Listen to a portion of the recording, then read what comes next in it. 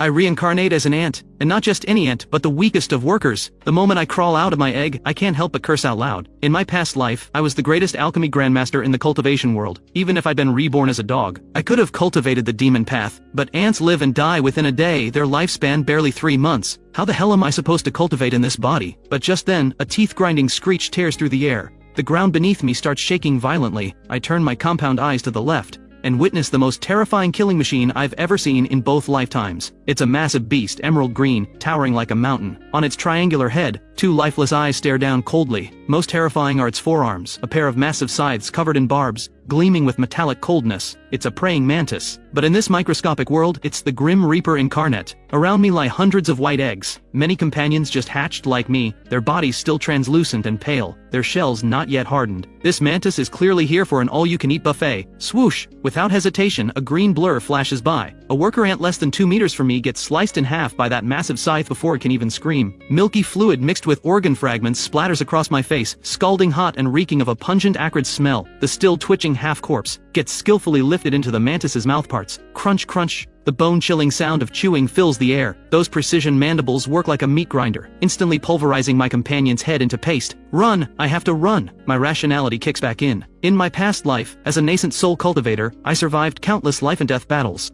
My mental fortitude far exceeds that of ordinary people. I suppress the fear and replace it with absolute calm. I scan the terrain. This appears to be a natural depression, surrounded by raised black rocks. The mantis is massive and terrifyingly strong, but it can't turn quickly in tight spaces. I'm a newborn worker ant. My shell is soft, my strength basically 0. A direct confrontation means certain death, but my advantage is my small size, making me a less obvious target. While the mantis is still chewing on my companion's corpse, I clumsily maneuver my 6 legs, stumbling toward a black pillar nearby. At its base there's a flap of dead skin, just wide enough for one ant to squeeze through. The moment I dash half a meter, the mantis seems to notice this little snack trying to escape. It stops chewing, and its massive triangular head snaps toward me. Its death god compound eyes lock onto me. The chill of being targeted by a predator is more terrifying than facing heavenly tribulation lightning in my past life. This is a primal terror etched into my genes, the trembling of prey at the bottom of the food chain. The mantis pulls back its forelimbs, coiling for a lightning-fast strike. Its speed is incredible. Once it strikes, I'll be cut in half within 0.1 seconds. Am I going to die? Right after being reborn?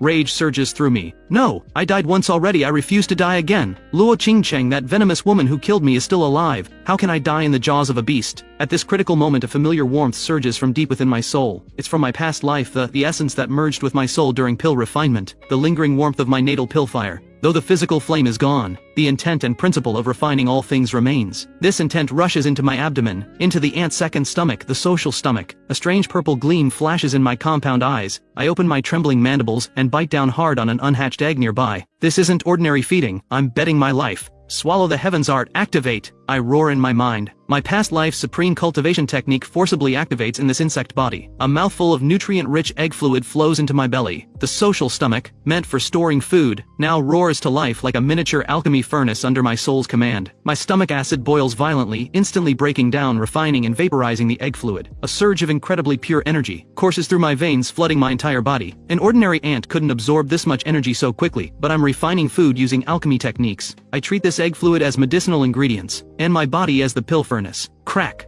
My soft, translucent white body undergoes visible transformation in an instant. My shell dehydrates and hardens at an incredible speed, turning deep dark brown in moments. The muscle fibers in my 6 legs tighten instantly, tripling my strength. At the same moment, the mantis's scythe slashes down. Boom! Dust explodes everywhere. The black, dead skin-like ground splits open with a deep gash. But the instant before the blade falls, I leap hard to the right. My newly hardened hind legs unleash incredible jumping power, propelling me like a black bullet into the dead skin crevice. When the scythe's tip strikes the crevice entrance, sparks fly. That flap of dead skin actually withstands the mantis's full force strike. I curl up in the deepest part of the crevice, gasping for breath. Outside, the mantis's furious screeches echo, along with the tremors of its massive legs stomping the ground. The sharp scythe tip probes the crevice multiple times, missing my head by millimeters, the wind making my antennae sting. But I survive the first round of this microscopic hell. Outside, the slaughter continues, screams rising and falling, then growing sparse, finally fading to silence. The mantis seems satisfied, or loses patience with the leftover scraps hiding in crevices. Its heavy footsteps finally fade. In the dark crevice I lie still, I don't rush out. Instead, I sense the changes in my body. The universal furnace radiates a warm sensation, sending me a signal. Not enough, more energy needed, I need to evolve. I extend my forelimbs, examining the sharp claws now turned black iron, a sinister smile forming. In my past life, I used heaven and earth as my furnace to refine plants and minerals. In this life, my body is the furnace, refining the flesh and blood of all living things. Luo Qingcheng, you killed me for your pills. This lifetime, I'll refine everything in this world and come back to kill you. Just as I prepare to rest and gather my thoughts, I suddenly notice something odd about the ground beneath me. The mantis's strike earlier broke off a corner of the crevice entrance, and from that damaged cut, a drop of golden liquid seeps out. This liquid is incredibly viscous, radiating an ancient, desolate aura yet containing explosive spiritual energy. Just one whiff, and every cell in my body cheers with joy, my soul nearly floating. My eyes widen in shock. This is divine blood! I finally realize where I am. This purple-black resilient ground, these black hairs like pillars holding up the sky, and this single drop of subcutaneous fluid containing such terrifying spiritual energy. I wasn't reborn in ordinary wilderness, but on the corpse of an ancient god. This corpse has been dead for countless millennia, its surface vast as a continent. Its skin, hair, and even parasites have formed their own independent ecosystem. For microscopic insects, this is home. But for me, this is an infinite treasure trove. A piece of skin here surpasses a 10,000-year spirit herb. A drop of blood equals heavenly treasures. As long as I can consume and refine, I'll definitely become stronger than my past life. Without hesitation, I crawl over and press my mandibles to that golden droplet larger than my body, greedily taking a sip. It's like swallowing a sun. Violent energy explodes inside me, nearly bursting this newly hardened body. Without my alchemy experience, this single sip would have made me explode. Suppress it. Universal furnace spin. I grip the ground tightly, fine cracks spreading across my shell, only to heal rapidly under the golden light's nourishment. I'm undergoing a complete rebirth. The tearing pain lasts 3 full hours. When I open my eyes again, my perspective has changed. The world seems slightly lower. No, I've grown taller. My grain of rice-sized worker ant body has doubled in size, now the size of a soybean. The most stunning change is my shell, no longer ordinary dark brown chitin, but displaying a dull metallic texture with faint golden patterns flowing across the surface, as complex as a human meridian map. My 2 forelimbs grow thicker, their ends no longer ordinary hooks, but evolved into fine serrated structures, resembling the infant form of that mantis's scythes. Is this the power of ancient god blood? I casually move my joints, and they crack with explosive pops. I swing at a piece of hard dead skin nearby. Pop! Like cutting tofu, the tough dead skin splits open easily. This dead skin just withstood the mantis's scythe earlier. Though it wasn't full force, it's still proof that my sharpness now exceeds ordinary worker ants. The universal furnace sends feedback. Absorb trace ancient god epidermal fluid. Physical strength increased 200%. Trait acquired. Basic divine strength. Passively increases shell hardness and bite force. Hearing this, joy surges through me. But it's not enough. That golden droplet is completely absorbed, yet the world outside remains filled with danger. My current strength can at most handle a slightly larger termite one-on-one. Against a mantis like the one earlier, I'd still get sliced in one hit. Grumble. Intense hunger strikes again. Evolution demands massive energy consumption. I must feed again. I cautiously extend my antennae, sensing the outside. The air still reeks of blood, but the mantis has definitely left. Severed limbs of my companions litter the ground. For my human self, cannibalism is taboo. But for me as an ant now, these are resources. Since you're already dead, contribute one final time to my path of revenge. I crawl out of the crevice and rush toward the nearest worker ant corpse. It's an unlucky one with only its upper half remaining.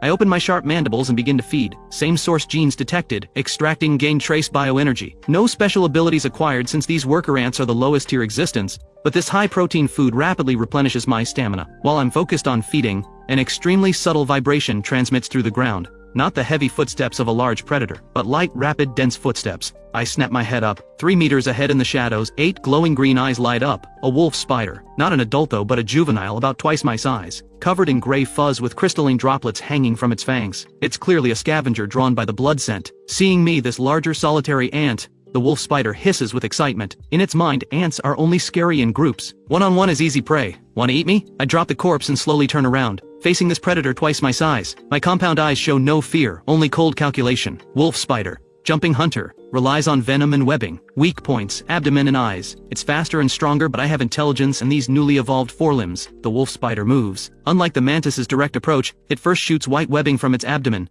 trying to restrict my movement. I anticipated this. The moment I see its abdomen raise, I dodge left. The web misses, sticking to the ground. Next, the wolf spider pounces, its 8 legs descending like a cage, fangs stabbing straight for my neck. If I were an ordinary worker ant, I'd instinctively retreat or curl up, but I do something against insect instinct. I charge forward instead of retreating. The moment the spider is mid-leap, I push hard with my enhanced hind legs, shooting like a cannonball straight into the spider's embrace. Beneath its abdomen between its 8 legs, a blind spot. The wolf spider clearly didn't expect its prey to dive in. Its fang attack misses. Open up! At this extremely close range, I swing my serrated forelimbs hard across the spider's soft abdomen. Reap! The sound of fabric tearing. The spider's thin abdominal fuzz can't stop my bone blades enhanced with basic divine strength. A long gash opens, green blood gushing out. The wolf spider shrieks in agony, thrashing wildly to shake me off. Several legs flail randomly, sending me flying. Bang! I crash into a rock, half my body going numb, my second left leg fracturing directly. But I smile because the wolf spider is rolling on the ground in agony, its organs spilling out, clearly dying. I endure the pain, dragging my injured leg closer step by step. The spider still twitches,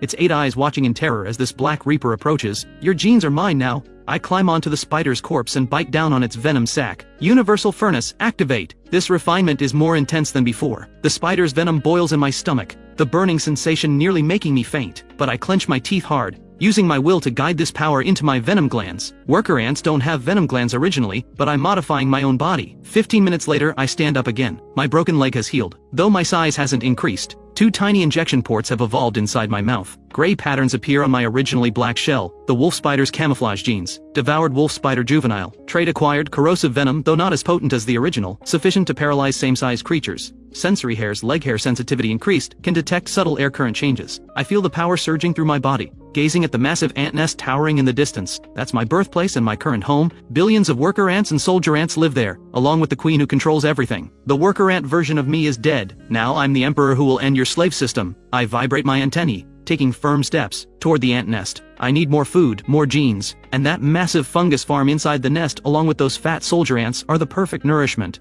The nest entrance looks like a massive mine shaft. Countless worker ants flow in and out, some carrying plant debris, others dragging prey carcasses. A special pheromone scent fills the air. The queen's command: work, obey, sacrifice. This pheromone is an absolute decree for ordinary ants, impossible to resist. As I approach the entrance, I also feel that mental oppression. A voice in my head keeps urging, go in, carry, work. A mere insect's mind control. I snort coldly and activate the clear mind mantra from my past cultivation techniques. Though I have no spiritual power, these mental defense techniques remain. The compulsive command instantly weakens into background noise. I blend into the crowd and swagger inside. 2 soldier ants at the entrance, 3 times the size of workers with massive mandibles, tap me with their antennae. Identity verification. I instantly suppress my killing intent and mimic a docile worker ant's pheromones. The soldier ant's antennae scan over me, though it finds this worker's shell a bit hard, the scent a bit odd, mixed with wolf spider pheromones. It's definitely one of ours. The soldier ant withdraws its antennae and lets me pass. Once inside the nest, light completely disappears. But this doesn't stop me. The enhanced sensory hairs from devouring the wolf spider. Let me construct a clear 3D map through air currents. This level's tunnels are intricate like a maze. I don't go to the worker rest chambers. Instead, I head straight for where the scent is strongest. The fungus cultivation chamber, where food is grown. And the most heavily guarded place besides the nursery. But I know what I urgently need is there. After passing through several narrow tunnels, faint luminescence appears ahead. A massive underground cavity comes into view. It's like an underground forest. Countless white fungal masses piled like cotton mountains, radiating an enticing sweet fragrance. Many worker ants busily feed the fungi with chewed leaves, or collect the honeydew secreted by the fungi. This honeydew is premium food for the colony, prioritized for soldiers and the queen. I observe from the shadows for a while. 4 large soldier ants guard here, blocking the only exit. Since forcing my way won't work, my gaze falls on a pile of rotting leaves in the corner. Growing on them are several brightly colored tiny mushrooms. In my past life's pharmacopoeia, these mushrooms are called phantasm spores, mildly toxic to humans causing hallucinations. But in the microscopic world they're potent neurotoxins to insects. A sinister plan forms in my mind. I'm an alchemist. What are alchemists best at? Not just refining medicine to save people but also mixing poisons to kill. I quietly crawl over and use my bone blades to cut off several pieces of phantasm spore, holding them in my mouth without swallowing, storing them at the front of my newly evolved venom sac. Using the universal furnace's ability to begin biological synthesis, I mix my saliva with traces of wolf spider toxin and the phantasm spore's hallucinogenic components, fermenting them with body heat. 10 minutes later, a colorless, odorless but extremely potent special honeydew forms in my mouth. I swagger toward one of the soldier ants. It immediately turns its head alertly, massive mandibles opening with a threatening gesture. I immediately lower my body, assuming an extremely submissive posture, while spitting out a drop of crystal clear special honeydew, cupping it in my forelimbs and offering it respectfully.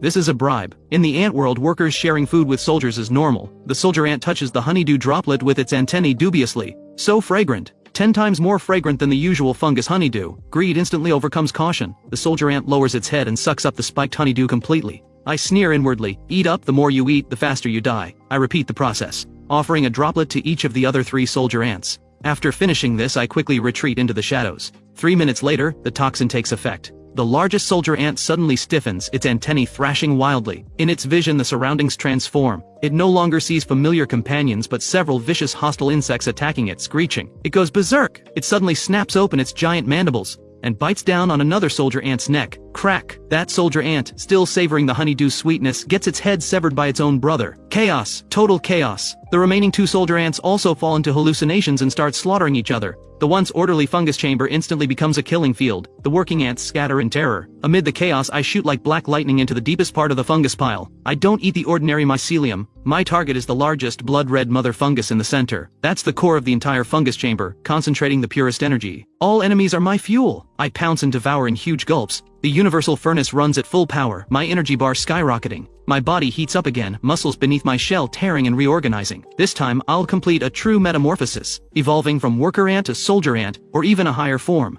Gulp. Massive swallowing sounds echo in the silent fungus forest center. That half-person height blood-red still pulsating mother fungus disappears at visible speed into my greedy mandibles. This isn't ordinary feeding, this is violent plunder. The mother fungus seems to sense death approaching. Its countless white mycelia whip my shell frantically, trying to strangle this invader. An ordinary worker ant would already be cocooned in mycelia by now. But this mother fungus faces me, a madman who uses his body as a pill furnace. Is this all you've got? Too weak! I let the mycelia wrap around me. My body temperature rapidly rises. The universal furnace runs at full power. The digestive acid in my stomach now boiling like acidic lava. As the last piece of blood-red fungal cap is swallowed, an extremely violent heat surge instantly breaks through my critical point. Crack! My originally hard black shell suddenly explodes, not molting but outright exploding, because the newly formed muscles inside are expanding too fast. The old shell can no longer contain this monstrous body. A dark red translucent fluid seeps from the cracks, rapidly solidifying on my surface to form a new exoskeleton. This time, it's no longer ordinary chitin, but a bioalloy mixed with trace ancient god divine blood,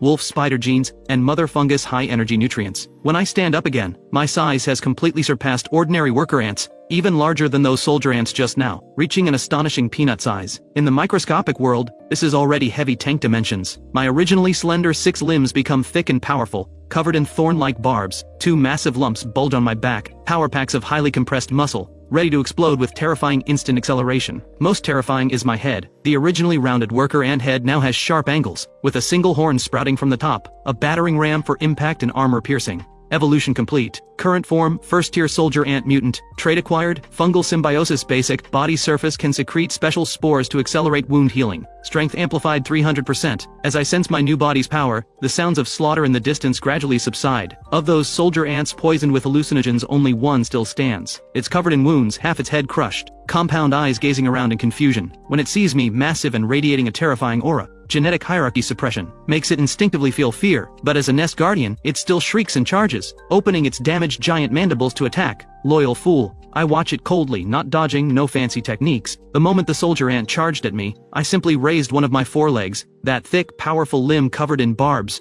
and brought it down heavily onto its head, like crushing a dried berry. The soldier ant's head burst open instantly, fluid splattering everywhere. Under the absolute crushing force, it was an instant kill. I withdrew my leg and glanced at the body strewn across the ground. I couldn't stay here long. The mother fungus was destroyed, the fungal chamber was in chaos, and that big one would soon notice. The big one I referred to was, of course, the ant queen deep in this underground realm. I didn't retrace my steps. Instead, I used my forelegs to cut off a piece of the soldier ant's carapace, holding it in my mouth as reserve material. Then I turned and slipped into an abandoned waste duct behind the fungal chamber. It led deeper into greater darkness and closer to the secrets of the ancient god. This so-called waste duct was essentially a passage the ant colony used to discard refuse, dead bodies and feces. The stench here was overwhelming, filled with deadly methane and mold, but for me, it was a natural hiding spot. I crawled down the duct, descending further and further. The deeper I went, the darker the surrounding rock walls became, shifting from black to a dark red, and the texture changed from dry and hard to moist and elastic. Just as I suspected, this ant nest was built near one of the ancient god's main arteries. I stopped, touching the wall with my antennae. Through the thick layer of connective tissue, I could even faintly hear an extremely deep, slow, rhythmic pulse. Thump, thump, sounding only once every few minutes. Although the ancient god was dead,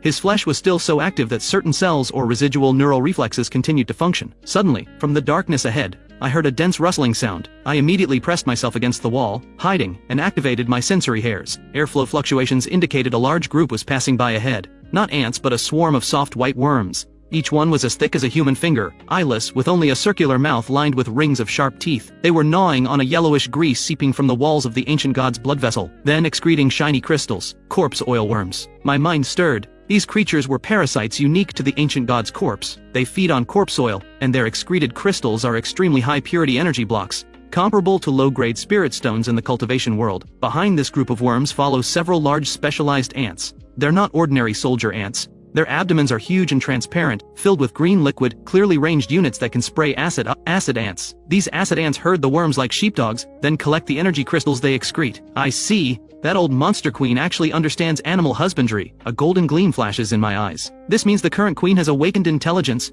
possibly even mutated some kind of psychic ability. Otherwise she couldn't command such complex agricultural production. Perfect. My universal furnace needs more materials to upgrade. I target a straggling acid ant at the end of the formation, silently crawling along the upper pipe, using the advantage of being inverted on the wall to slowly approach. The moment that acid ant passes beneath me, I release my leg hooks, falling like a meteor. Squelch! My sharp horn precisely pierces the acid ant's vulnerable neck joint. The acid ant doesn't even scream before its nerve center is severed, collapsing limply. I quickly drag its corpse into a nearby hole and begin dissection. I skillfully cut open the acid ant's abdomen with my bone blades, carefully extracting the venom sac filled with acid. This is excellent. Strong acid plus the wolf spider neurotoxin I acquired earlier. If I can fuse them together and refine, I open my mouth and swallow the venom sac. Intense corrosive sensation instantly spreads through my mouth and esophagus. An ordinary creature would have its throat burned through by now, but my digestive tract, strengthened multiple times, has grown a corrosion-resistant mucous membrane lining. The universal furnace operates at high speed, refining and compressing the acid. At the same time, I make a crazy decision. The remaining partially digested acid, I use my internal muscle contractions to guide this refined, aqua regia level toxic acid toward my tail. What was originally the worker ant's degenerated ovipositor location, I've now modified into a biochemical ejection port. Half an hour later, I crawl out of the hole. My appearance has undergone subtle changes again. At the end of my originally rounded abdomen, a sharp tubular structure resembling a scorpion's stinger has emerged, pulsing with a ghostly green glow inside. This is my new weapon, the acid cannon. Having a weapon, I still need an army. Looking at those worms still tirelessly gnawing on corpse oil, storming the palace alone is unrealistic. The queen definitely has tens of thousands of imperial guards. I need a legion of undead loyal to me. I crawl toward the largest corpse oil worm, sensing danger. It opens its fang-filled mouthparts to bite me. I snort coldly, my tail stinger stabbing out sharply, injecting a trace of neurotoxin. The worm instantly stiffens, unable to move. I don't kill it. Instead, I climb onto the worm's back, my forelimbs easily cutting through its skin, then spit out saliva mixed with my genetic information, directly injecting it into the worm's nerve ganglia. This is a common technique of demonic cultivators, the biological version of the soul branding method, using my genes to erode the target's nerve center, forcibly rewriting its biological instincts. The worm convulses violently, its body beginning to change color, from white to a deathly ashen gray. Its originally soft skin begins to keratinize, growing a thin hard shell. The teeth in its circular mouthparts become sharper, even sprouting 2 fangs. Moments later, the worm stops struggling. It slowly raises its head, and though it has no eyes, its mouthparts turn precisely toward me, emitting a submissive low hum. Good. I pat its head with satisfaction. You're my first test subject. I'll call you Corpse Worm Tank. This modified corpse oil worm is no longer a docile livestock. It now possesses hardened skin, violent aggression, and absolute obedience to me. I ride on the corpse worm tank's back, antennae waving, issuing my first command: devour all your companions and evolve into a stronger monster. The corpse worm tank roars, twisting its massive body and charging at the nearby worm swarm. A bloody massacre and devouring quietly unfolds beside the ancient god's dark vessel walls, and I, like a cold necromancer, stand on high watching all this coldly, ready to refine the soul energy spilling out. The slaughter lasts a full hour. The originally 100-strong worm swarm is now reduced to the final 3. All 3 have mutated, their bodies swelling to fist size, practically behemoths compared to my size. Their entire bodies covered in bone spikes and heavy shells, especially Corpse Worm Tank number 1, the first I modified, has now become a bloated meat bomb battle tank. Its skin even embedded with several pieces of metal fragments pried from the ancient god's vessel walls, with astonishing defense, quality over quantity in troops. Looking at these 3 ferocious giant worms before me, confidence fills my heart, but I know this isn't enough. Though these worms are tough-skinned and thick-fleshed, they're slow and dim-witted, only good as meat shields. What I need are true elite killers. Just then, urgent alarm signals transmitted through pheromones echo throughout the entire nest. The scent in the air instantly changes. An extremely pungent, aggressive pheromone sweeps through. I've been discovered! It seems the fungus chamber massacre and the disturbance here at the ranch have finally attracted the Queen's Imperial Guard's attention. Rumble, uniform footsteps echo from the end of the tunnel ahead. Those sounds don't seem like they're from flesh and blood creatures, but more like metal striking the ground. My compound eyes narrow. From the darkness emerges a squad of pitch-black ants with mirror-like reflective shells. Their size isn't particularly huge, only slightly larger than ordinary soldier ants. But they're armed to the teeth, their heads are massive, their mandibles aren't ordinary pincers but like two giant hydraulic shears, and their backs have even evolved shield-like bone plates. Their 6 legs are disproportionately thick, each step leaving deep indentations in the ground. These are the nest's strongest force, the Black Iron Guards. Rumor has it they're raised directly on ancient god bone marrow, their shell hardness comparable to steel. The lead guard captain's antenna lock onto me. It emits a piercing screech. Heretic, eliminate. Without any words, 20 Black Iron Guards form a phalanx, pressing forward like a black wall. Perfect to test my new troops on you. I wave my antennae. Corpse worm tanks charge. The 3 mutant worms emit deep roars, crashing toward the guard phalanx like 3 runaway trucks. Bang! Violent impact sounds echo through the tunnel. I have to admit, the Black Iron Guard's defense is truly terrifying. Facing worm impacts from creatures several times their size, they merely slide back a few meters without being sent flying. The frontline guards rapidly raise their massive mandibles, clamping hard onto the worm's flesh. Crack! Those hydraulic jaws that can easily crush stone instantly slice through the worm's thick mutated skin. Green blood gushes out, but the corpse worm tanks feel no pain. Under my control they roll and crush madly, using their body weight to compress the guard's formation. One guard fails to dodge and gets pinned beneath a corpse worm tank before it can struggle. The corpse worm tank's mouthparts full of circular sharp teeth bite down on its head. Crunch. Teeth grinding, metal twisting sounds as the guard's hard head shell is actually chewed to pieces. Now's the time. I move. I don't attack those ordinary guards. My target is the captain. The muscles on my back bulge. Those rudimentary wings mutated from 4 segments suddenly vibrate. Though they can't fly yet, they grant me terrifying sprint speed. I transform into an afterimage, leaping high off a corpse worm tank's back. Acid cannon, fire. Mid-air, my tail stinger is already primed. Shoo! A stream of maximally concentrated acid venom shoots like a green sword precisely toward the guard captain's face. The guard captain reacts extremely fast, immediately raising its forelimbs to block, but this acid can even corrode ancient god blood vessels. It's aqua regia. Sizzle. White smoke erupts as the guard captain's 2 forelimbs are instantly corroded and severed. The venom splashes onto its compound eyes, burning straight through the lenses and drilling into its brain. The guard captain emits a piercing shriek and starts rolling frantically. Strike while it's down, finish it off! I descend from above, my sharp horn carrying the gravitational potential energy of my fall, stabbing hard into the gap in the guard captain's shell connection. Its only weak point, the neck. Squelch! The horn pierces through. My forelimb bone blades sweep horizontally, directly severing the captain's head. The entire battlefield instantly falls silent. The remaining Black Iron Guards' movements pause for an instant. The commander's death creates a break in their hive consciousness. I stand on the guard captain's corpse, holding high the head still dripping blue blood. I activate another ability of the Universal Furnace. Intimidation Field. I release a trace of divine might formed from devouring the ancient god's aura through my antennae. Submit or die. This mental wave is extremely domineering, directly bombarding all the ants' nerve nodes. The guards, already in chaos from losing their commander, waver under this pressure from a superior predator. Their antennae tremble, their desire to attack rapidly fading, and behind me roar, the 3 blood-soaked corpse worm tanks roar in coordination. This is my plan. Not just physical elimination but mental conquest. I will usurp control of this army. Just then, I discover something unusual in the guard captain's corpse. At the severed neck, there's an extremely fine fluorescent thread extending deep into the brain. I pick out the thread with my bone blade. This isn't biological tissue but a metallic nerve. I see. Looking at this metallic wire thinner than a hair, I suddenly understand.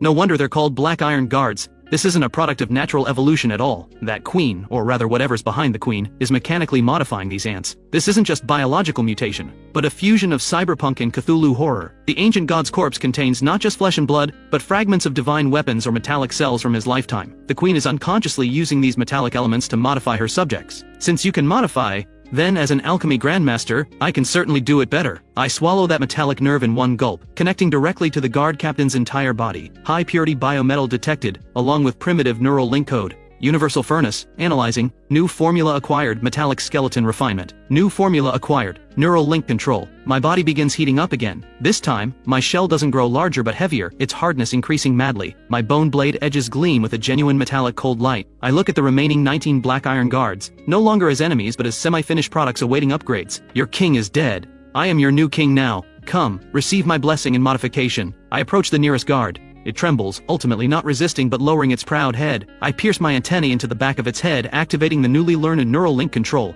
and inject a stream of metallic energy fluid refined by the Universal Furnace. Crack. The guard's body emits explosive sounds, its originally sluggish movements instantly becoming agile. Red patterns emerge on its black shell. My mark. First mechanical guard in position. I turn to face the darkness leading to the abyss. Queen, wash your neck and wait for me. Your army is becoming mine. With my first core group, my advancement speed greatly accelerates. I begin employing snowball tactics. When encountering small patrols, I directly suppress them by force and neural rewriting, bringing them under my command. When encountering large creatures, I have the corpse worm tanks absorb damage, the mechanical guards strike weak points, and finally I devour and refine. In just half a day, a terrifying legion of 200 mechanical guards and 3 mutant corpse worm tanks follows behind me. Wherever we pass, nothing grows, all resources plundered clean. Finally, we reach the nest's lowest level. This is a massive spherical space, hundreds of meters in diameter. The air is thick with a suffocatingly sweet fragrance, highly concentrated life essence. And in the center of the space floats a mountain of flesh. Yes, floats. Because countless thick flesh tubes extend from the ancient god's flesh walls in all directions, plugged into that white giant worm's body in the middle. That's the queen. Her size is astonishing, as large as a bus. Her abdomen, originally meant for laying eggs, has now mutated into a massive biological factory. Beneath her transparent skin, countless eggs can be seen being transported out by conveyor belt-like organs. But what shocks me most is the queen's upper body.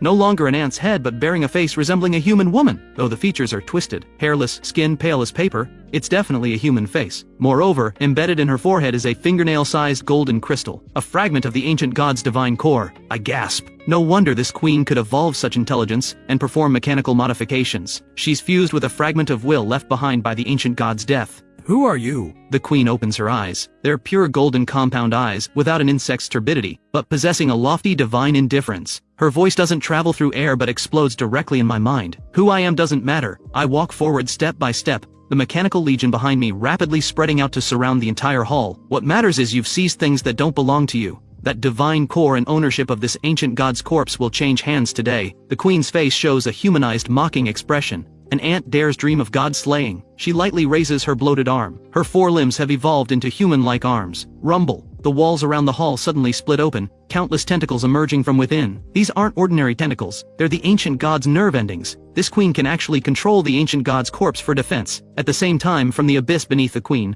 4 elephant-sized monsters crawl out. They have ant heads, spider bodies, and scorpion tails, entirely covered in heavy biological armor. These are the queen's ultimate guards, chimera behemoths. Kill him and offer me his genes. The queen issues her divine command. Want to eat me? Let's see whose teeth are sharper. I laugh wildly. This is the battle I want. This is the heaven-defying, fate-changing a cultivator should have. Full assault. Tear them apart. At my command, the 200 mechanical guards behind me simultaneously activate overclocking mode, red light blazing in their eyes, charging recklessly at those 4 chimera behemoths. The corpse worm tanks roar, serving as meat shields, enduring the tentacles' lashing. And I have only one target. My 4 limbs vibrate, transforming into a red meteor, weaving through gaps in the sky, dancing tentacles. All obstacles are severed by my indestructible bone blades, heading straight for the queen's head. Come on, let's see if your false divine power is stronger or my universal furnace harder. Boom, a massive sound shakes the entire underground cavity. A chimera behemoth swings its scorpion tail like giant hook, smashing hard where I just stood. The hard ancient godflesh ground is pounded into a deep crater. Debris flies as I've already transformed into an afterimage flashing into the air. But before I can catch my breath, several tentacles lash at me like maggots to bone.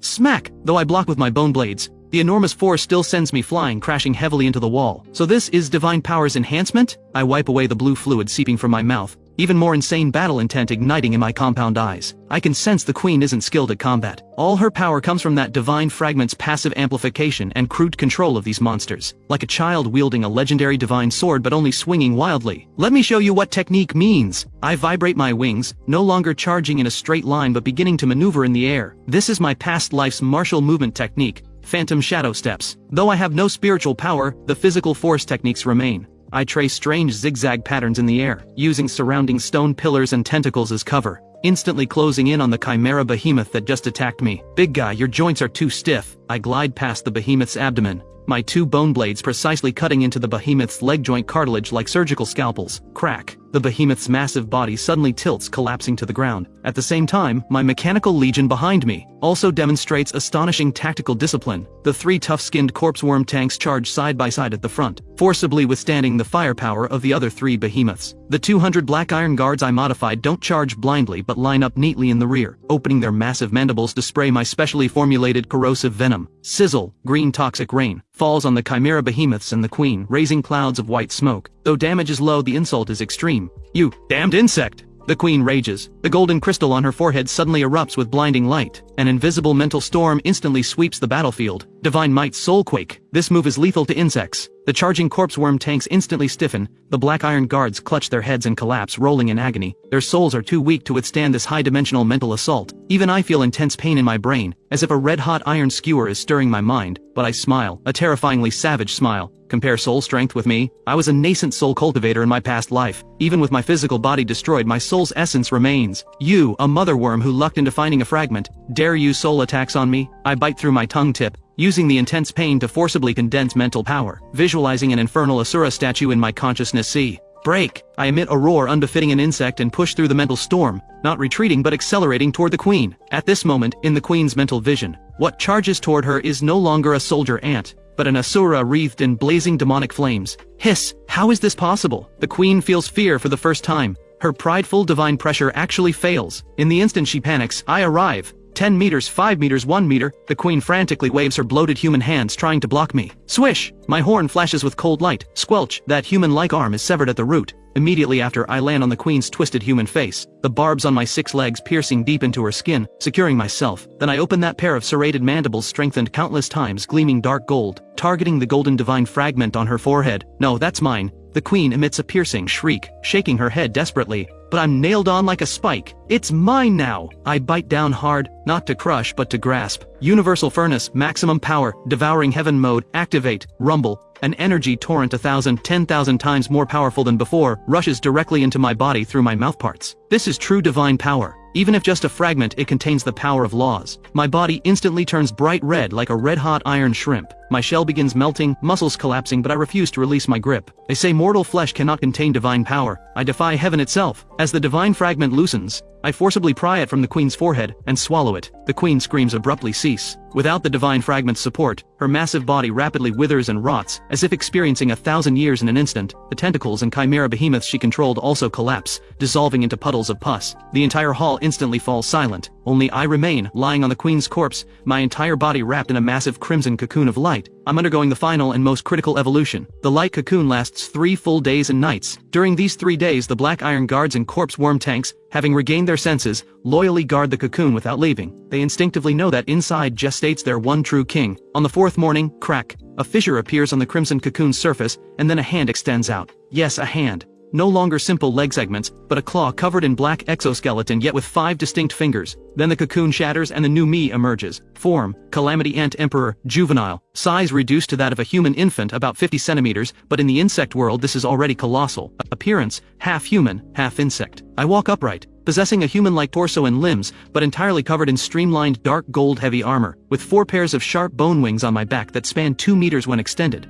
My head still retains ant characteristics, but below the compound eyes, a mouthful of sharp teeth splits open. Most striking is my chest, where that golden crystal is embedded, like Iron Man's reactor, radiating an eternally glowing light. Evolution complete. Species Ascension 2, Ancient Godkin, Calamity Insectoid. Core abilities acquired. Divine Core Fragment, possesses infinite energy, can power high-tier biological modifications. Hive Mind Dominion, can directly control subordinate units' nerve centers regardless of distance. Genetic Archive, can analyze and store excellent genes from any devoured creature for troop development. I clench my fist, the air exploding with a crisp crack. My current self can tear apart Foundation Establishment human cultivators with physical strength alone. With an army, even Golden Core cultivators are no problem. Time to consolidate the family business. I turn around, looking at the awestruck subordinates behind me, and the egg-laying assembly line still operating in the hall's depths. Though the queen is dead, the previous ovipositor remains. I approach the ovipositor, placing my hand on it. The universal furnace operates in reverse, injecting improved genetic code. From today, no more waste production. I'll forge a true war machine. The first great population reformation begins. Using the divine fragment's power, I completely transform the nest's ecology. I no longer cultivate soldiers through feeding, but directly modify ant egg genes. Moreover, I introduce industrialization concepts.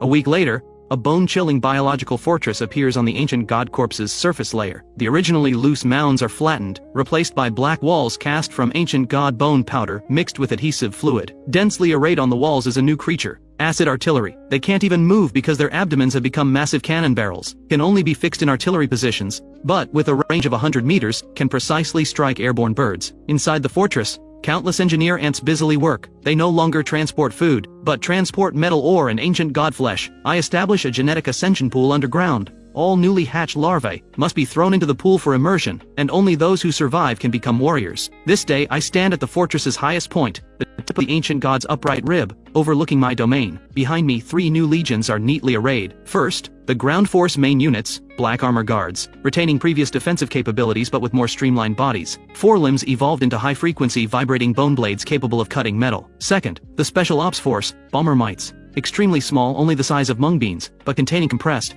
high-concentration ancient god waste blood inside. Once detonated, power equivalent to a grenade, with intense corrosive toxins. Third, the aerial ace units, Sky Hunter Mantis Riders. This is my proudest creation. I captured all the mantises in the surrounding area, extracted their genes, and cultivated this flying mount species possessing 4 wings and dual scythes. On each mantis's back rides an elite soldier ant wielding a bone spear. And this is just the beginning. Looking at the undulating ancient god corpse mountain ranges in the distance, this corpse is too vast. What I occupy is merely the tip of the iceberg, roughly only the size of one of the ancient god's toes. In the deeper regions, even more terrifying monsters await, along with more precious treasures. Report, hive mind communication. A reconnaissance flying soldier suddenly sends an urgent transmission.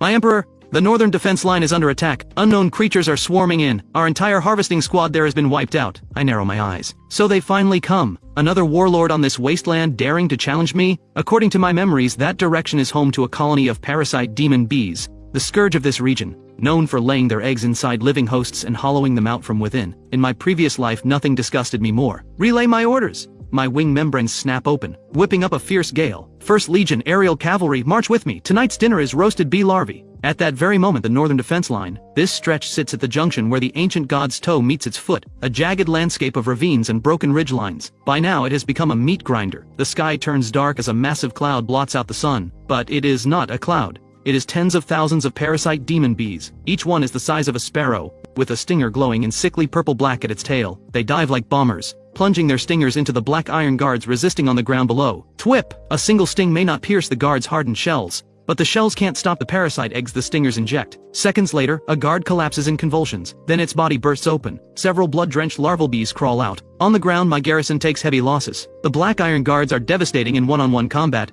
but against this kind of aerial bombardment and biological assault, they are completely out of their element. A smug, droning hum rises from the sky. At the center of the swarm, an enormous bee queen holds court, surrounded by endless throngs of workers. She surveys the carnage below, her eyes glittering with greed. She can feel it. These ants carry high-purity ancient god energy. Devour them, and her colony will evolve again. Just as the defense line is about to collapse, something rises on the distant horizon. A dark mass moving impossibly fast, tearing through the air with a bone-chilling shriek. That is, the bee queen pauses. Whoosh! The next instant, countless razor-sharp bone spears rain down into the swarm like a monsoon. That is the first volley from the Sky Hunter Mantis Riders. Caught completely off guard, the swarm is shredded, but that is only the opening act. Then my figure appears high above the battlefield. I carry a 2-meter bone blade, a weapon I carved from a fragment of the ancient god's leg bone. Alone, I drive straight into the thickest part of the swarm. Slash! A single swing releases an arc of dark gold blade light sweeping 100 meters, and dozens of demon bees are cut in half before they can even react. All forces, charge! With my roar, 500 mantis riders crash into battle. This is not ants against bees. This is a trained army against a rabble. The mantis riders' twin scythes dance through the air. Every crossing arc leaves a spray of blood behind. The ant riders on their backs use bone spears to pick off any demon bees trying to flank us. At the same time, the acid artillery on the ground finally reaches firing position, elevating to a 75-degree angle for area suppression. Boom! Green acid orbs detonate midair,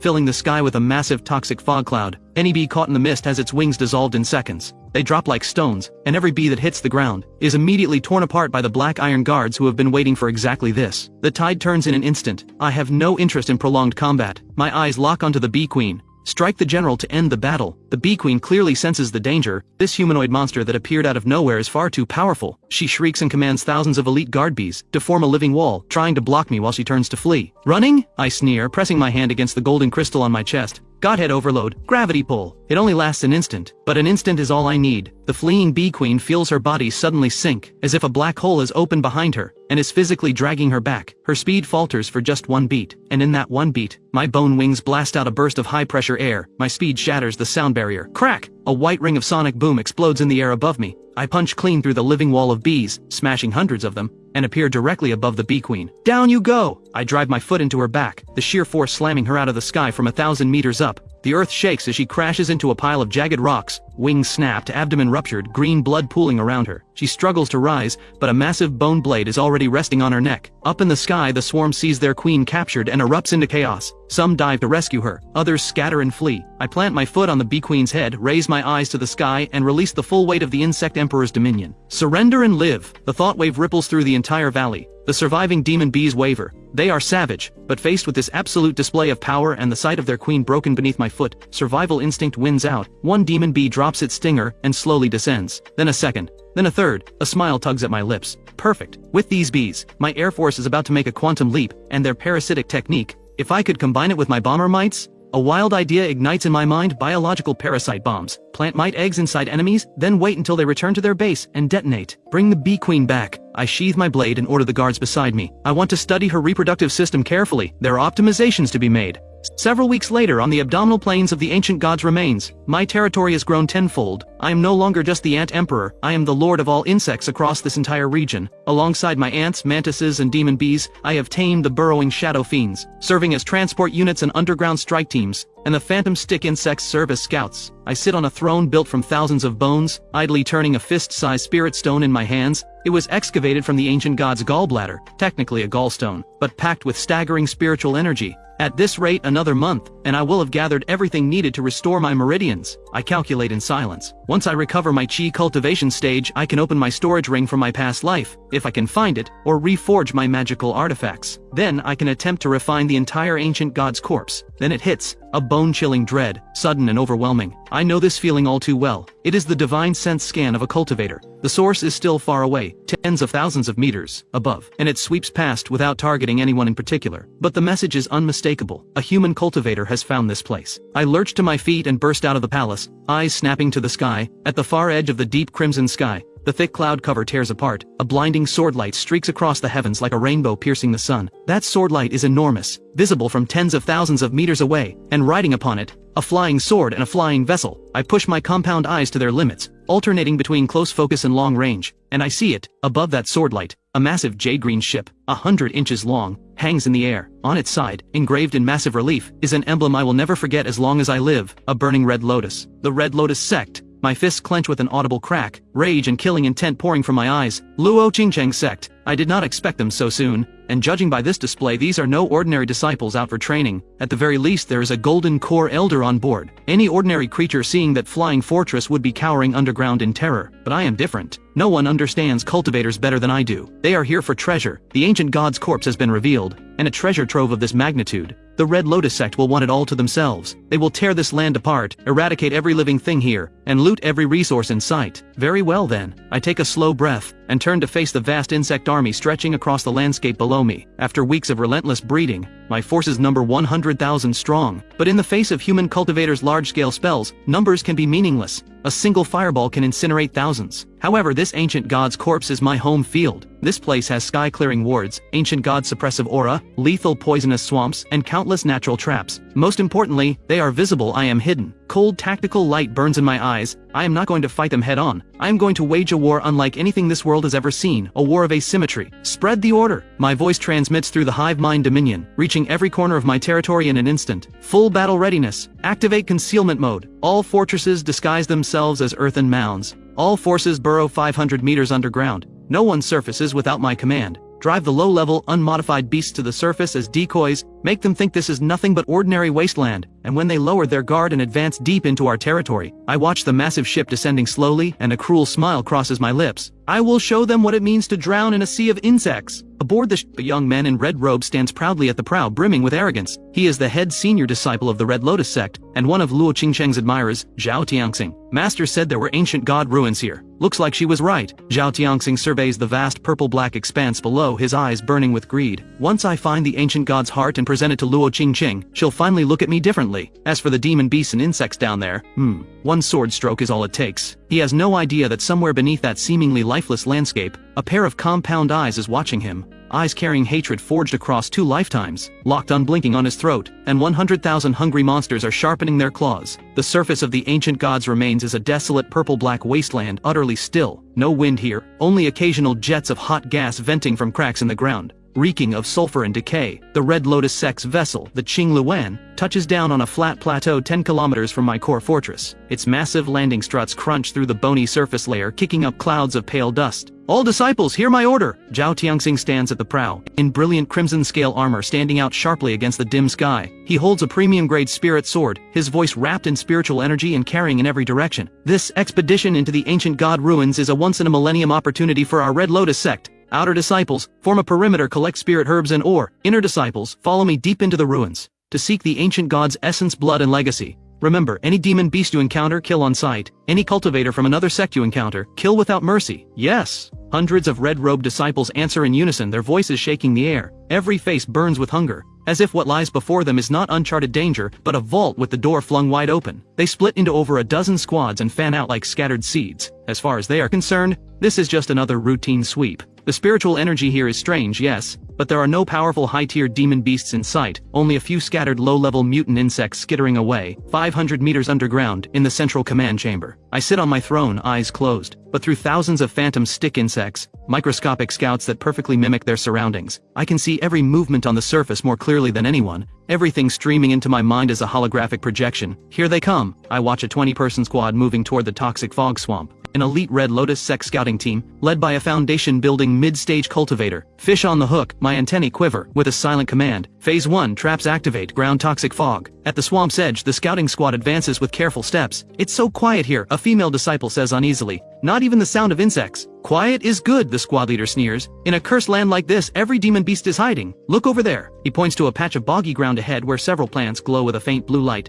Fat-leafed, shaped like leering skulls. 500-year ghost-face blue. One stalk alone is worth 100 spirit stones. Greed overrules caution, and several disciples rush forward to harvest them. But the moment their feet touch that seemingly ordinary mud, everything goes wrong. Glurp. This is not mud, it is a mimic slime swarm in disguise. These soft-bodied creatures hold solid under normal conditions, but the moment weight is applied, they liquefy instantly and release a powerful adhesive. My feet, I can't pull them out, the mud is eating me alive. Several disciples find their legs sinking at an alarming rate, and no matter how much spiritual energy they pour in, they cannot break free of the terrible suction. Stay calm, burn it with a fireball, the squad leader shouts, and at that moment the hollow tree trunks around them, those are not trees, they are acid artillery in disguise, units that had contracted their bodies and posed as black tumors on the ancient god's skin now stretching wide open, black muzzles yawning. Fire. The one word drops from my lips underground, cold as ice. Boom. Dozens of dark green acid jets blast out, reeking of rancid bile, spraying in from every direction. This is not ordinary acid. I synthesized it from the ancient god's stomach acid, wolf spider venom and corrosive bee stingers. A custom, spirit-shattering venom. Purpose-built to eat through a cultivator's spiritual shield.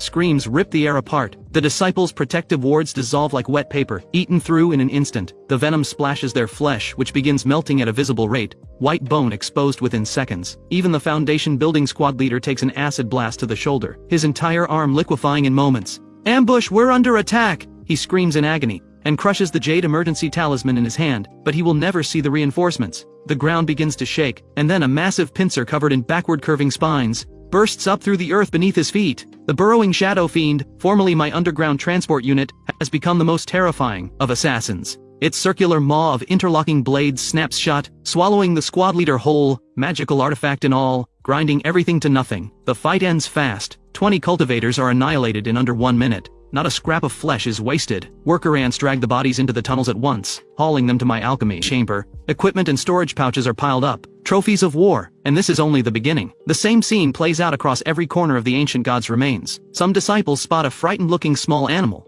not realizing it has been implanted with bomber mites as a living decoy, and move to capture it. The moment they get close, the creature detonates. Dozens of mites spray in every direction, latching onto the cultivators, then chain exploding one after another, hurling them across the ground. Others fly on their swords thinking the sky is safe, until a volley of black spheres rains down from above. High-altitude bomber beetles drop poison gas bombs. The gas spreads in moments and their flying swords sputter out, the cultivators falling like kites with cut strings, plunging into the open jaws of waiting beasts below. In less than half an hour, the Red Lotus sect loses close to 100 disciples. Panic spreads. Aboard the flying vessel, "You worthless fools!" A roar shatters the fine tea set inside the cabin. An elder in a golden crimson robe strides out, his hair and beard bristle with fury, his presence radiating a suffocating, terrifying pressure. A golden core early-stage elder, Elder Leafire, the overseer and protector of this entire operation. Mere insects dare to injure disciples of my Red Lotus sect? Elder Leafire's divine sense sweeps outward and locks onto several worker ant squads in the middle of hauling bodies. Die! He raises one hand. Spiritual energy converges above, shaping into a blazing palm 100 inches wide,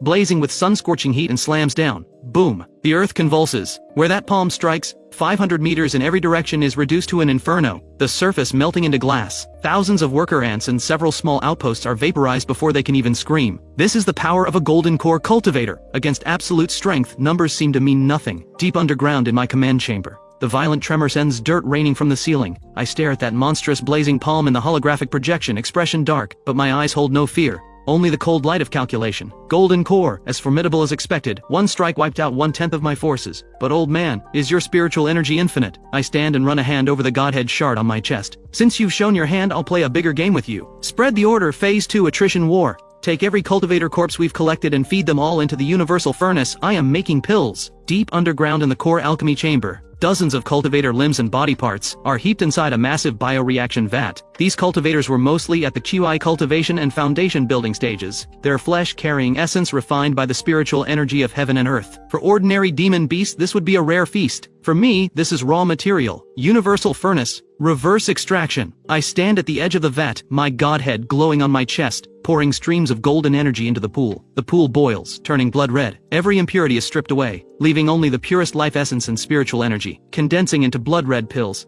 The blood spirit pill. Effect: massively boosts physical strength, instantly restores injuries, and has a chance to awaken one of the cultivator's former spiritual root attributes. I grab a handful of pills and toss them into my mouth like candy. Crunch! The moment the pills hit my stomach, savage spiritual energy detonates inside me. My stalled evolution meter begins to surge again. My shell darkens by the second, shifting from dark gold to an abyssal pure black, with red flame patterns rising across the surface. I absorb part of the fire-type spiritual root attributes from the cultivators. But it is not enough. These low-ranked disciples carry too many impurities. I need the flesh of that golden core elder to break through to my demon emperor full form. I turn and look at the special cocoons behind me. These are the new units I just bred using my Godhead reforging technique, purpose-made for golden core cultivators, the God Slayers. Meanwhile, on the surface battlefield, Elder Leafire's intervention temporarily steadies the Red Lotus sect's crumbling line. All disciples form the Red Lotus sword formation, Zhao Tianxing shouts. The surviving disciples rally quickly, hundreds of flying swords launching skyward, weaving into a massive spinning Red Lotus,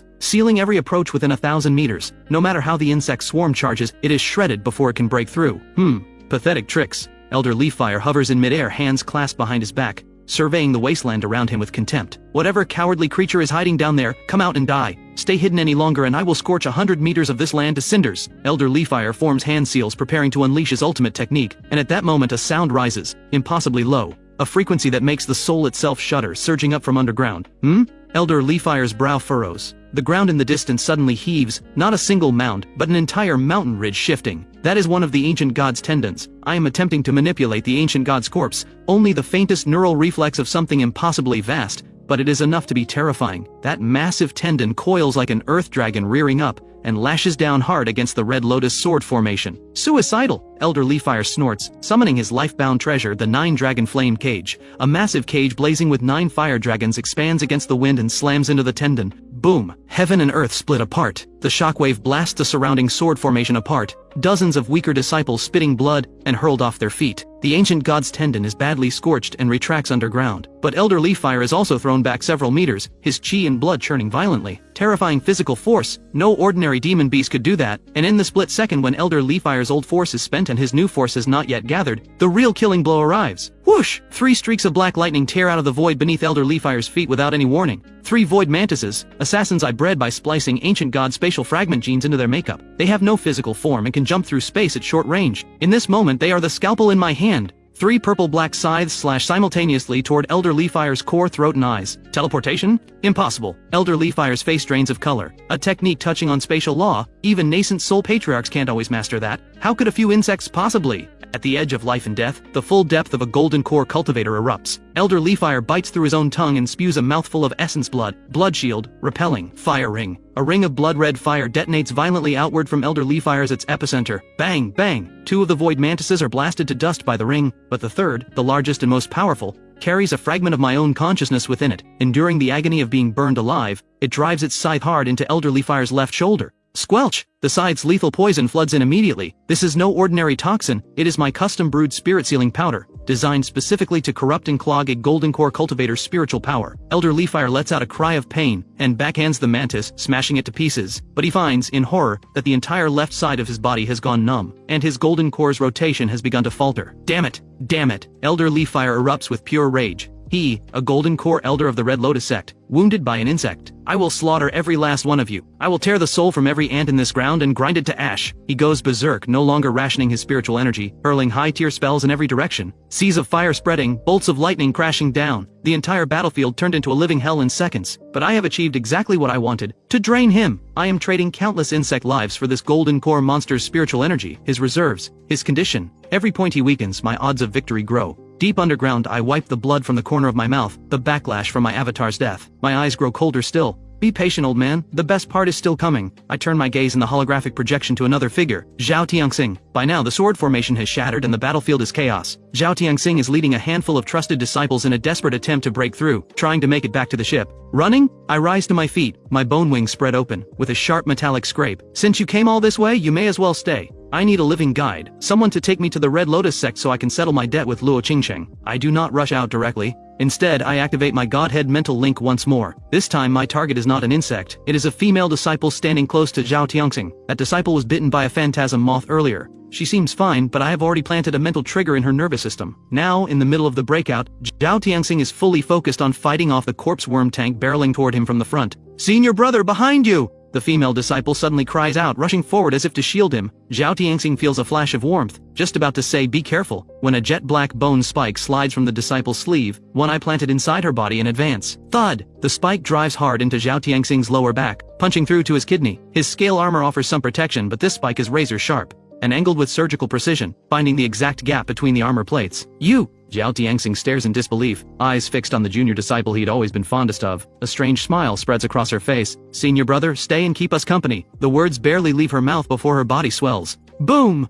She self-detonates. The blast is not devastating, but the shockwave launches Zhao Tianxing through the air and drops him directly into a pit that collapses open beneath him. No! Elder Leafire sees it from a distance and his eyes go wide with fury. Zhao Tianxing is the sect leader's only son. If he dies here, no punishment could ever be enough for what Elder Leafire would face. He lunges to help, but tens of thousands of aerial troops surge up from everywhere, forming a thick wall of bodies. That locks him down completely. In the darkness at the bottom of the pit, Zhao Tianxing lies dazed and battered. He struggles to rise, and a massive foot, cold and armored in black shell, slams down onto his chest. Crack! His ribs give way. Zhao Tianxing looks up in terror, straining to see by the faint glow of his spiritual light. He makes out the creature standing on him, a demon, half human, half insect, a golden crystal embedded in its chest, 6 wings spread wide at its back like the Lord of Hell itself. The monster lowers its head, opens a maw lined with razor fangs and speaks in perfect human speech. "Long time no see, Zhao, or should I call you the man who got left holding the bag?" That voice, that tone. Zhao Tianxing's pupils contract to pinpoints. You're Han Yang. You actually survived."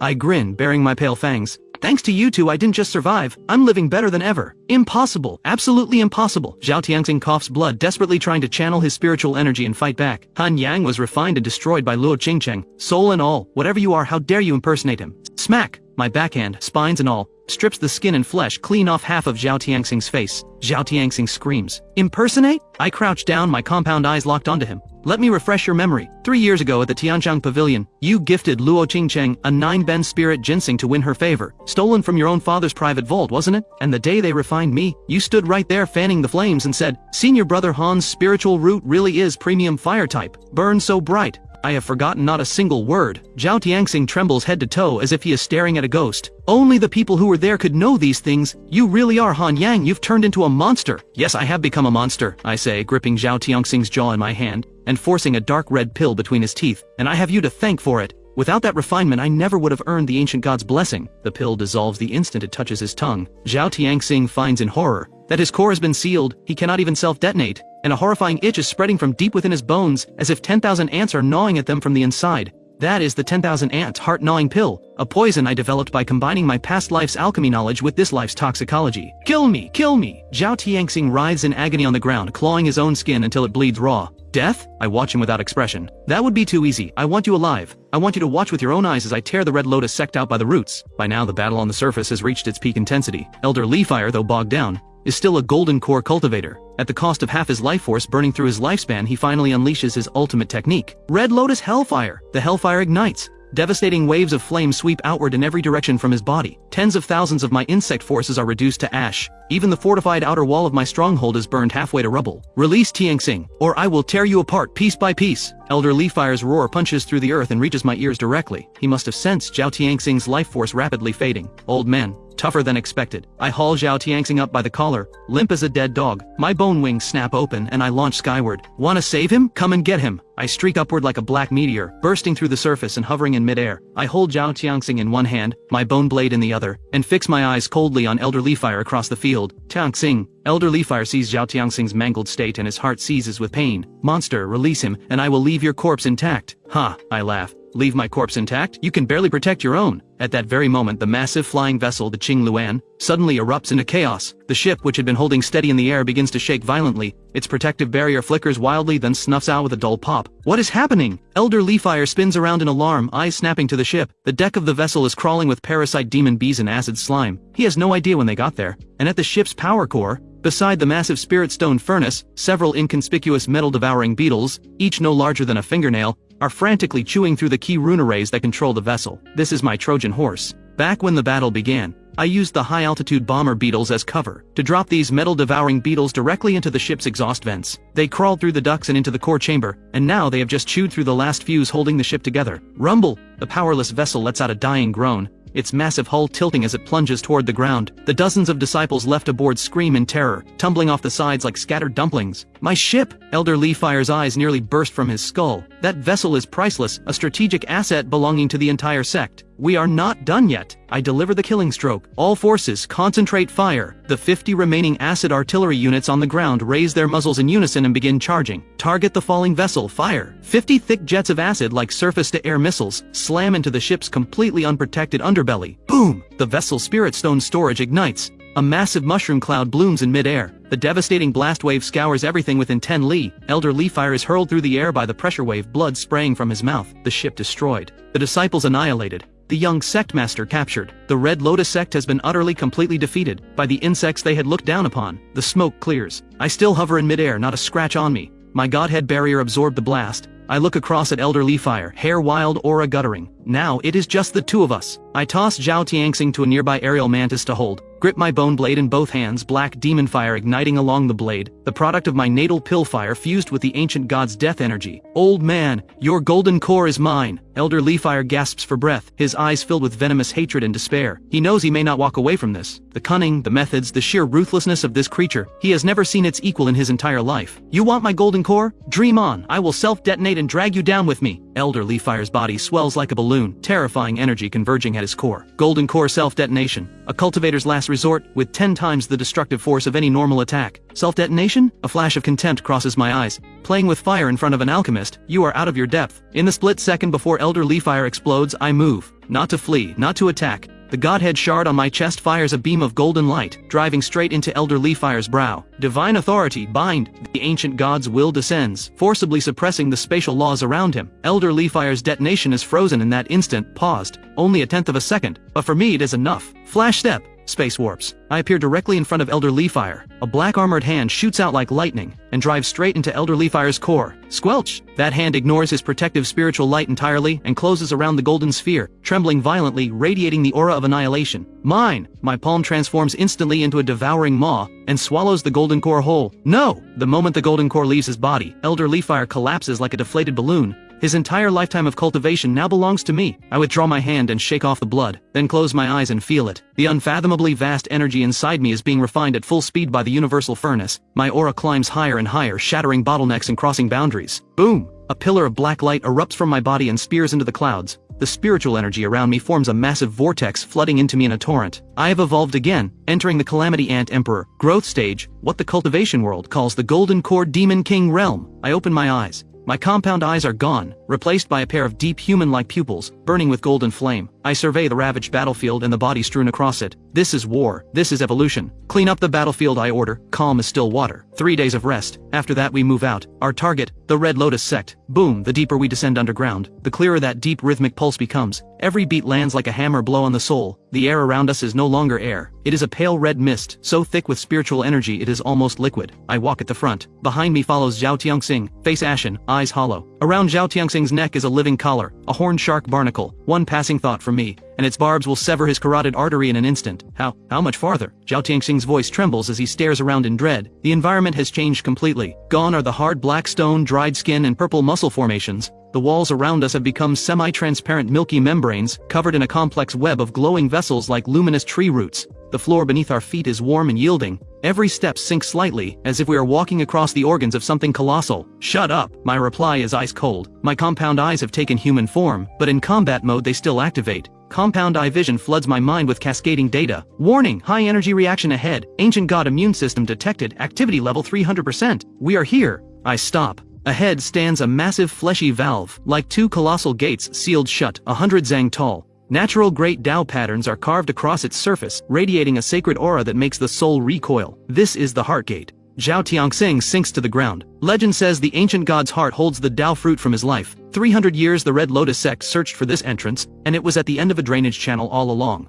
Open it, I command. I can't open it, Zhao Tianxing stammers. It would take nascent soul stage power to force it. Who said anything about forcing it? I walk to the fleshy gate and press my black armored hand against it. The godhead shard on my chest flares to life. I simulate the ancient god's own neural signal. I am a part of you. Open. Rumble. The massive gate senses the kindred aura, and slowly peels open to both sides. A blinding wall of golden light floods our vision. Then comes a roar of fury. Not a sound, but a thought burst. Intruders, purge! Two enormous figures stride from the light. 50 meters tall, their bodies composed entirely of pure white radiance, featureless except for a single dark gash of a mouth. Spears of light gripped in their hands. Wings of light at their backs as pure as angels, yet radiating absolute killing intent. These are the ancient god's white blood cells, the Pale Guardians, the most powerful defense mechanism within the ancient god's body, each one equal in power to a peak late-stage golden core cultivator. Intruders, virus, eliminate. The left Pale Guardian takes one step and crosses 100 meters in an instant, its light spear blazing with purifying white flame driving straight for me. Protect our emperor. 200 black iron guards behind me charge forward without hesitation, but against power of this magnitude they are moths flying into a flame. The light spear sweeps sideways, 50 guards are vaporized. Not even ash remains. Too powerful. Zhao Tianxing is frozen in pure terror. This is the power of a god. We are all going to die. Shut up. I do not retreat. The battle fire in my eyes only burns fiercer. In the past I could not have beaten them. But now, I spread my arms wide. Universal furnace, reverse virus release. Boom! A torrent of black mist surges from my body. This is no ordinary mist. It is hundreds of millions of nanoscale creatures invisible to the naked eye. God-devouring mites. The ultimate microscopic unit I cultivated by consuming countless bacteria and fungi on my journey here. The black mist engulfs the Pale Guardians in an instant. What is this? Their radiance begins to flicker as the god-devouring mites tear into their energy structures, converting the sacred into the rotten. Feast, my children! At my command, the 10 chimera behemoths behind me, ravenous and barely restrained, upgraded successors to my original Ant Queen guards, roar and charge forward. Wrapping around the Pale Guardian's legs, jaws open wide, tearing and ripping without mercy. The behemoths sizzle and char under the holy light, but they do not stop. They bite and tear and refuse to die. I seize the opening and move. Flash step, void strike. I become a black lightning bolt, appearing instantly above the right Pale Guardian's head, my bone blade condensing every ounce of my power, spirit and will into a single downward cut. Crack! The Pale Guardian's once indestructible head of light, eaten hollow by the god-devouring mites within, has become brittle, and splits in two. Pure white energy liquid geysers out like a fountain. Mine! I open my maw wide, like a leviathan drinking the sea, and swallow every drop of that high-purity light energy. White sacred patterns spread across my black armor in an instant. Light and darkness. One body. The battle lasts a quarter of an hour. Both Pale Guardians dissolve completely. I have paid a heavy price. All black iron guards annihilated, only one chimera behemoth remaining. But I won, and I am stronger for it. I kick aside the remains at my feet and lead the shell-shocked Zhao Tianxing into the heart chamber. There, suspended in midair, is a heart. A colossal heart blazing like a sun. Its surface flowing with essence blood like rivers of magma. Every beat sends ripples through the space around it. The ancient god's heart! The greed in my eyes is almost overflowing. This is not merely power. It is a leap in the very tier of existence, the key to becoming something beyond gods and demons. Zhao, look at that. Beautiful, isn't it? I turn and reveal a demon's smile. To thank you for showing me the way, I have decided to grant you an honor. You will become the seasoning for this heart. No, please. I am the young sect master of the Red Lotus sect. I can give you limitless resources. Zhao Tianxing screams in despair, but my patience ran out long ago. I seize Zhao Tianxing and hurl him at the massive heart. The instant Zhao Tianxing's body touches the golden light on the heart's surface, he is instantly broken down into the most primal of particles. That final piercing scream becomes the opening note of this ritual of evolution. Blood calls to blood. Soul refines soul. I walk toward the heart step by step. My body begins to come apart, shell fracturing, flesh dissolving. I do not resist. Instead, I offer every inch of my flesh, every thread of my soul, without reservation, into the ancient god's heart. Universal furnace, maximum output, refine myself, only through madness does one truly live.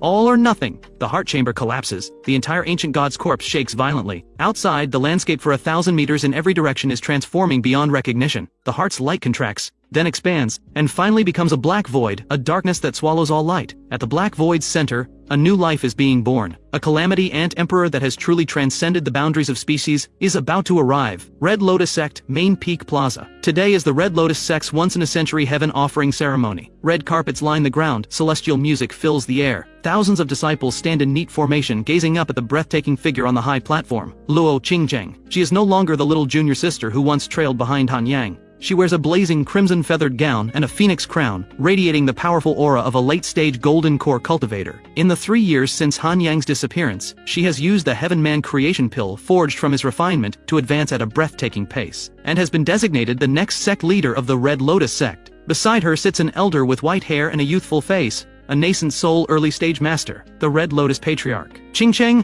after today you shall be my direct successor. The Red Lotus Patriarch strokes his beard and smiles, and when young Tianxing returns with the treasures of the ancient god ruins, that shall be the day of your wedding. A flicker of barely concealed disgust crosses Luo Qingzheng's eyes, but her smile remains flawless. Many thanks, Patriarch. I only hope senior brother Zhao returns safely. What she is actually thinking. That useless fool can die out there for all I care. The ancient god's treasure belongs to me alone. Then, thoom! A deep, muffled blast, as if from the heart of the earth, cuts through the ceremonial music. Everyone feels it. The mountain beneath their feet is shaking. An earthquake? No, look at the sky. A disciple points upward in terror. The clear sky darkens all at once. Not storm clouds, a mountain, an inverted black mountain slowly descending from above. It is the ancient god's corpse. It has torn free of the earth, risen tens of thousands of meters into the sky, blotting out the sun and casting its massive shadow over the gates of the Red Lotus Sect. We are under attack. Activate the sect protective formation. The Red Lotus Patriarch's expression transforms, his nascent soul divine sense sweeping skyward, and it is repelled. The corpse mountain is wrapped in a dense biological force field composed of countless insects. What in the world is that? Before anyone can process it, the sky is falling from that inverted corpse mountain. Countless black droplets begin to fall. Only when they draw close does anyone realize, those are not droplets. They are thousands upon thousands of airdrop capsules. Boom! The capsules slam into the Red Lotus Sect's barrier, detonating into clouds of green acid and purple toxic mist. The protective formation's light curtain flickers violently, letting out a strained creaking groan. Then something far worse arrives.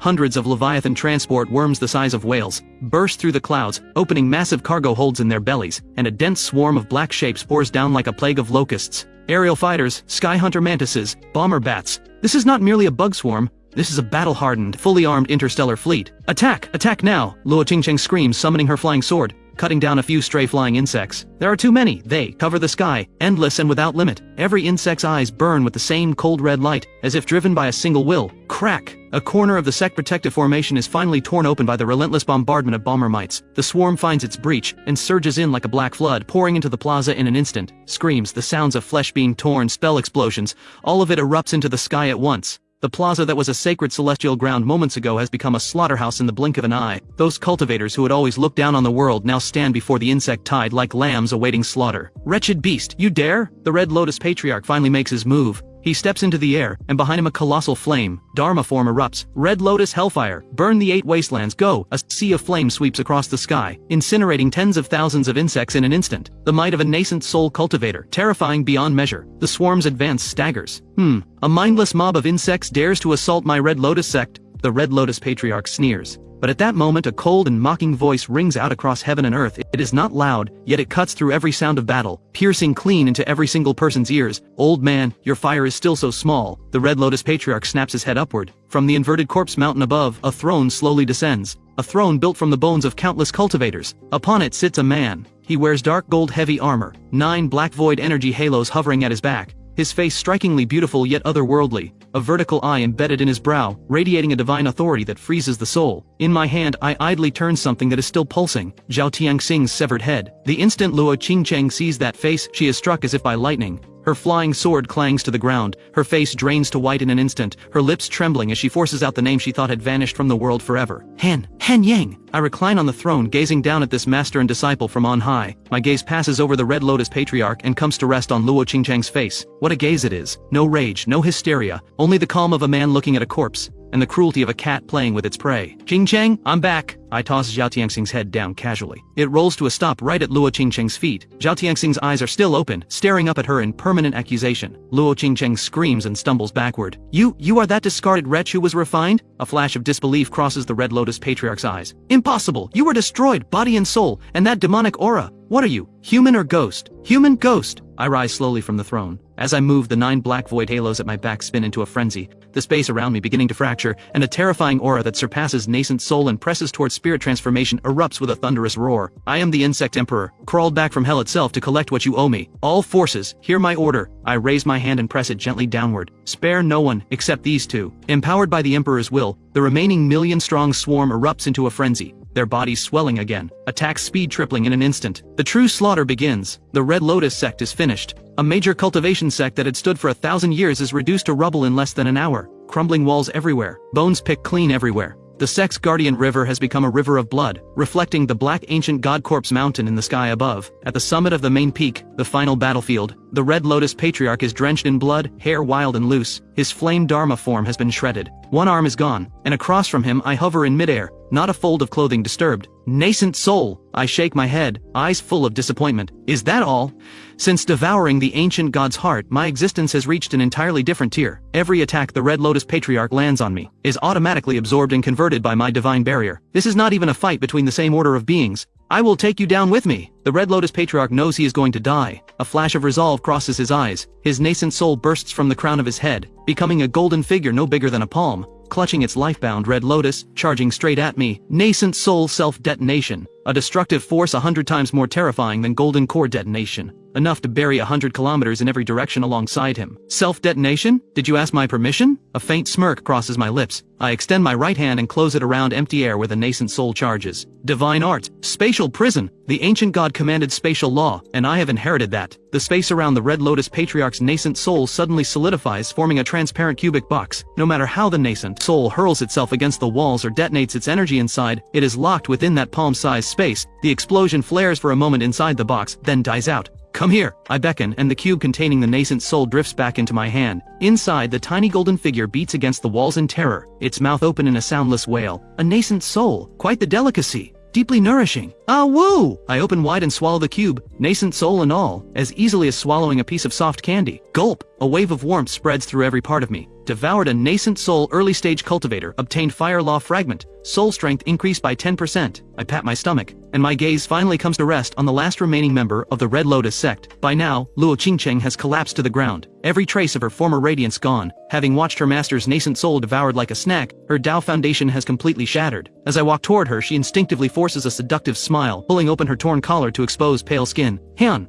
Senior brother Han, it's me, Qingcheng, your Qingcheng. I was forced into it. Master made me do it. If you spare me, I will be your slave, your cultivation vessel. I am still a pure maiden. My nascent soul can help your cultivation. She crawls toward me like a dog, reaching to grab my leg. I look down at her, at this face that once haunted my every waking thought, that later drove me to the edge of despair, and that now only makes me feel sick. A cultivation vessel? I laugh, and the laugh is ice cold. Luo Qingcheng, did you forget? I am an alchemist. I crouch down and lift her chin with my cold black armored hand. An alchemist understands one thing above all else: cause and effect. What goes in must come back out. You used me as a material to forge the Heaven Man creation pill. Today, I use you as a material to forge a pill of my own. That seems fair, doesn't it? No, please, no! Luo Qingcheng's pupils dilate as she shakes her head frantically. Please, just kill me. Give me a clean death. A clean death? That would be far too easy. I stand. With a wave of my hand, several engineering insects come crawling forward. They drag a massive transparent biocultivation chamber behind them. My insect forces still lack one thing: a core, a broodmother capable of producing a constant stream of high-grade spiritual energy eggs. I point to the chamber. Your fire spiritual root is quite good. I will take your golden core and use it to hatch my flame-burst worms. To the sound of Luo Qingcheng's despairing screams, several guards extract her golden core and seal it inside the chamber. The sun sets in the west, its dying light the color of blood. The Red Lotus sect has ceased to exist entirely, replaced by a massive pulsing insect hive. The ancient god's corpse slowly descends, merging with the Red Lotus sect's main peak, becoming a new sacred ground. I sit on the highest throne of bones, and beneath my feet stretches 100 million strong insect army in submission. Behind me, Luo Qingcheng, remade into a broodmother, weeps without sound, laying egg after egg, each one burning with flame. I raise my eyes to the distance, to the vast cultivation world beyond, with its 10 great sects, its spirit transformation monsters, and even the legendary gateway to the immortal realm. None of it matters now, because the calamity has already arrived. I slowly raise my hand and point toward the horizon. That single gesture, a declaration of war against the entire world. I came, I saw, I conquered, and now, I am the calamity itself.